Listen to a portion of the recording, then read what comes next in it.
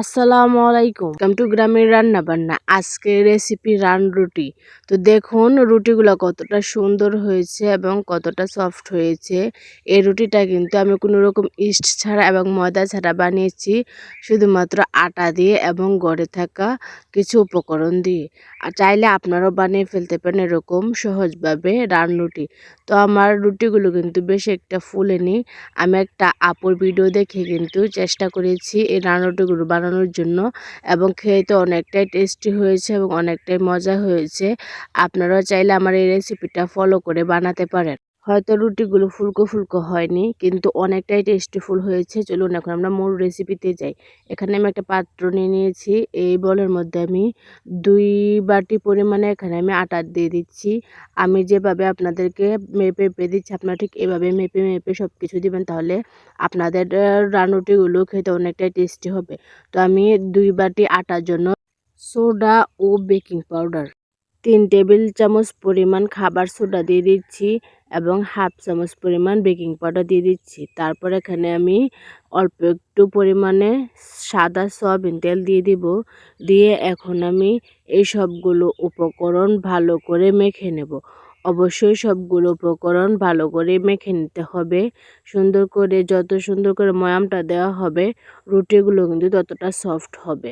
তো এখানে আমি আলাদা একটা পাত্রের মধ্যে দুধ গরম করে নিয়েছি। এখানে আমি চিনি দিয়ে দিয়েছিলাম 4 চামচের মতো এবং অল্প একটু লবণ দিয়ে আমি কিন্তু এই দুধটা গরম করে নিয়েছিলাম। যখন হালকা কুসুম গরম হয়ে যাবে, এ পর্যায়ে কিন্তু আমি এই ডোটার মধ্যে দুধটা দিয়ে মেখে নিচ্ছি। আমি এই ডোটা ভালো করে সুন্দর করে মেখে নেব। আর অবশ্যই কিন্তু ডোটা কিন্তু আমরা যে রুটি ফ্রাই করি তার থেকে অনেকটাই নরম রাখতে হবে, যেন আপনারা হাত দিয়ে যখন মাখবেন হাতের সাথে যেন লেগে যায়। আমি যখন আপনাদেরকে মথে দেখে দিচ্ছি, তখন আপনারা দেখে বুঝতে পারছেন আমি ডোটাকে মথতেছি আর আমার হাতে কিন্তু লেগে যাচ্ছে। অবশ্যই আপনার ডোটা যত ভালো করে মথবেন, আপনাদের রান রুটিগুলো ততটাই সফট হবে এবং খেতেও ঠিক ততটাই মজা হবে। তো আমি এভাবে ঠিক আস্তে আস্তে কিন্তু এই ডোটাকে সুন্দর করে মেখে নিচ্ছি। অনেকক্ষণ ধরে কিন্তু আমি এই ডোটাকে মেখে নিচ্ছি।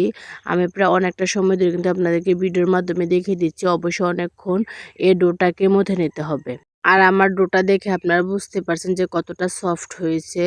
তো আমি হাতটা ধুয়ে নিয়েছি, ধুয়ে তারপর হাতে একটু তেল ভরিয়ে আমি আবার কিন্তু এই ডোটাকে আরও সুন্দর করে মথে নিচ্ছি।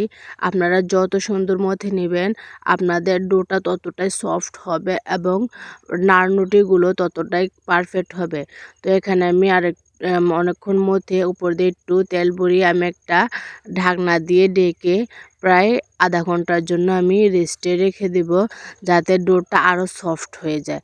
তো আমি এভাবে আধা ঘন্টার জন্য রেস্টে রেখে দিয়েছি। আধা ঘন্টা পর আমি আপনাদেরকে দেখিয়ে দিচ্ছি। দেখুন ডোটা কিন্তু কতটা সুন্দর হয়েছে। এর মাঝখান দিয়ে আমি আরেকবারও একটু মথে নিয়েছিলাম, কারণ আপনার ডোটা যত সুন্দর করে মথবেন, যত ভালো করে মথবেন, আপনাদের এই রান রুটিগুলো খেতে ততটাই মজা হবে। আপনারা এই রেসিপিটা ফলো করে একবার বানিয়ে খেয়ে বলবেন, আমাকে কিন্তু জানাবেন। আপনারা যে খাবার সোডাটা দিবেন, অবশ্যই সোডাটা কিন্তু আপনার পরিমাপ বুঝে দিবেন। না হলে কিন্তু যখন আপনারা খাবেন তখন কিন্তু খেতে সোডার একটা বাজে স্মেল আসবে এবং বাজে একটা ফ্লেভার আসবে, অতটা খেতে মজা হবে না। কেটে নিয়েছি ততটাই কিন্তু এখানে রান রুটি হবে। আমার 2 বাটি আটা দিয়ে কিন্তু এখানে আমার 60টার মতো রান রুটি হয়েছে। আর আমার বাটিটা কিন্তু অনেকটা বড় পরিমাণে ছিল। তো আমি 60টা রান রুটির জন্য কিন্তু এখানে আমার 3 টেবিল পরিমাণ সোডা লেগেছে। অবশ্যই একদম বেশি পরিমাণে সোডা কিন্তু আমি চামচের মধ্যে নিয়ে নিই। খুব অল্প করে কিন্তু আমি সোডা নিয়ে 3 টেবিল চামচ পরিমাণে কিন্তু আমি এখানে সোডা ইউজ করেছি। আপনারা কিন্তু এটা আন্দাজ বুঝে দিবেন, না হলে কিন্তু সোডার একটা বাজে স্মেল আসতে পারে। তো দেখুন আমি এভাবে কিন্তু রান্নুটিটা বানিয়ে নিয়েছি আর আপনাদেরকে দেখিয়ে দিচ্ছি।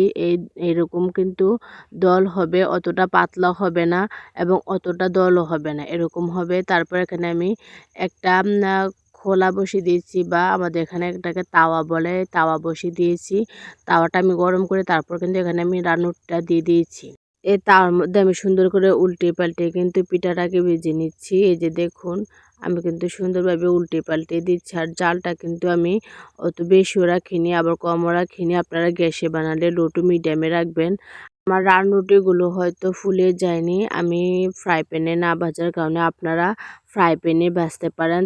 তাহলে আপনাদের রান রুটিগুলো ফুলতে পারে। তো আমি যে আপুর ভিডিওটা দেখেছিলাম, আপু ফ্রাই প্যানে ভাজছিল। তার জন্য আপুর রুটিগুলো অনেকটা সুন্দরভাবে ফুলকো, ফুলকো হয়েছিল। তো আমি খোলার মধ্যে ভেজেছিলাম। তো আপনাদের সুবিধার জন্য কিন্তু আমি ২ টা নান রুটি এখানে আপনাদেরকে কিন্তু আমি ভেজে দেখিয়ে দিয়েছি কতটা সুন্দর হয়েছে এবং অনেকটাই কিন্তু সফট হয়েছে। আর খেতেও কিন্তু অনেকটাই টেস্টিফুল হয়েছে। আপনারা একবার বানিয়ে খাবেন, দেখবেন নেহারি বলেন বা মাংসের ঝোল, হাঁসের মাংস যাই দিয়ে খান এতটা টেস্টি লাগে এই রুটিটা। আপনারা একবার বানিয়ে খেলে বুঝতে পারবেন কতটা মজা হয় এবং কতটা টেস্টিফুল হয়। তো যদি আমার ভিডিওগুলো ভালো লেগে থাকে তাহলে সাবস্ক্রাইব করে আমার পাশেই থাকবেন। তাহলে এরকম আরও নতুন, নতুন ভিডিও পেয়ে যাবেন যদি আমার চ্যানেলটা সাবস্ক্রাইব করে রাখেন। তো ভালো থাকবেন, সুস্থ থাকবেন। আল্লাহ হাফেজ।